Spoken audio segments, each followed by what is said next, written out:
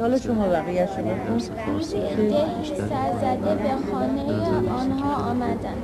کاکب خانم با تخم مرغ، نیمرو درست کرد. نان و نیمرو چی میشه؟ eggs. نه نیمرو Sunny side up.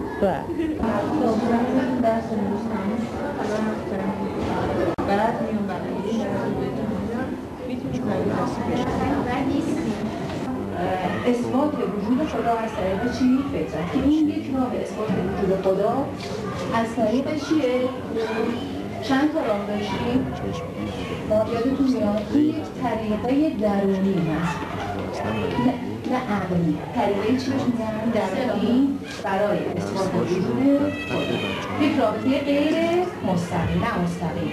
انسان اولیه میدونست که این دنیا رو، این جهان رو کسی به وجود آورده، ولی چون اون شخص رو نمیدید، بنابراین یک سمبولی میساخت.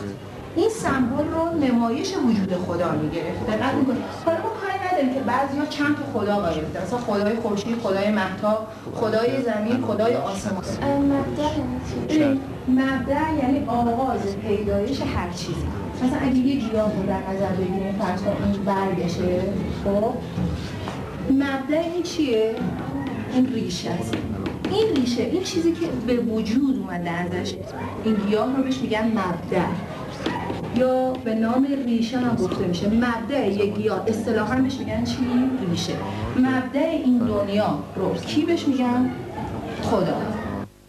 رابط فارسی که داشتش فقط من بودم که اونم گرفتاری های کاری و اینا امکانش رو برام ایجاد نمی‌کرد یادش بدم.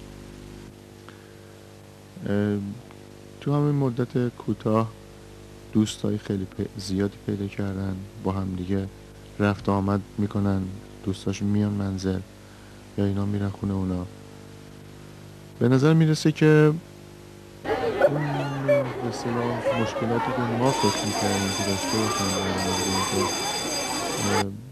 چجوری دو مرتبه به بچه‌های مختلف در مورد مسائل مختلف اینا که خودش فکر میکنم جالب باشه، یعنی یه شناخت بیشتری رو میده نسبت به اصطلاح فرهنگ کشورهای دیگه.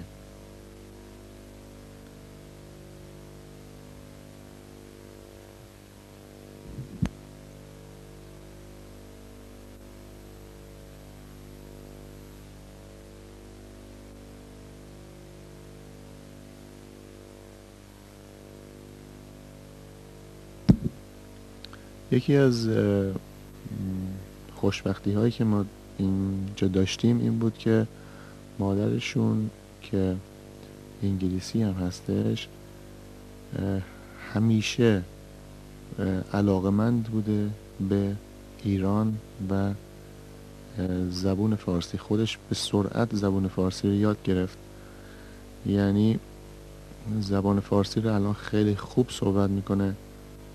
بچه ها دوست دارن که از سرویس رفت و آمد به مدرسه استفاده بکنن، همون مینیبوس هایی که سوار میشن، یعنی خودشون ترجیح میدن با مینیبوس برن چون اونجا یه عده از دوستان. ولی اینطوری که من صحبتی که کردم با یکی از مسئولین فکر می‌کنم این کتاب براشون بد نباشه. کتابای این قصه ایرانی هست، اگرم اشکالی پیدا کرد شما یا پدرتون میتونه بهش کمک کنید.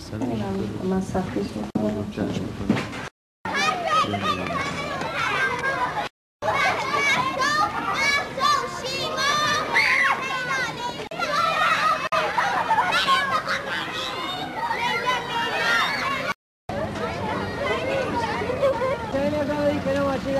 جایی بود که من برای یاد گرفتن سوارکاری می‌کنم. من بهشون قول دادم که